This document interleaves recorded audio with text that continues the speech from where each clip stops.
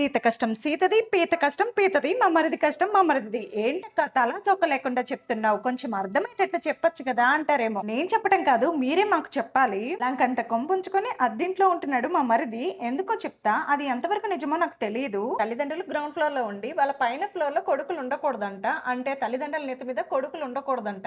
అదే మా మరిది ప్రాబ్లం. ఏముండేది హైదరాబాద్, మా చిన్న మరిది ఉండేది యుఎస్. ఇంక ఈ మరిది ఒంగోలే. కొన్ని నెలల క్రితం మా సొంత ఇంట్లోనే ఉండేవాళ్ళు. పరిస్థితులు, ప్రాబ్లమ్స్, మామయ్యకి సడన్ గా బాగోలేకపోవటం, ఈ కారణాల వలన అద్దింటికి వచ్చేసాడు. ఇప్పుడు ఓకే, అంతా బాగానే ఉంది, కానీ నాకే కొంచెం బాధగా ఉంది అద్దింట్లో ఉంటున్నాడని. సరే మీరే చెప్పండి, అలా ఉండకూడదా తల్లిదండ్రుల నెత్తి మీద పిల్లలు? సరే ఈ రోజు మా మరిది వాళ్ళ కొడుకుది బర్త్డే. ఒంగోలులో ఫేమస్ అయిన ఇస్మాయిల్ బిర్యానీ, ఇంకెక్కడో పేరు చెప్పాడు, అది సరిగ్గా గుర్తులేదు. అక్కడ నుంచి కూడా బిర్యానీ తెచ్చాడు. రమ్య హోటల్లో టిఫిన్ బాగుంటదని ఇడ్లీ కూడా తీసుకొచ్చాడు. మా తోడికోడలు చికెన్ పకోడీ బాగా చేస్తుందంట, అందుకే చికెన్ పకోడీ చేస్తుంది. ఎందుకు అంత కష్టపడి చేస్తున్నావు, ఎలాగో బయట నుండి ఫుడ్ తెచ్చాం కదా అన్న. అప్పుడు చెప్పాడు మా మరిది, మౌనిక చికెన్ పకోడీ బాగా చేస్తుందని.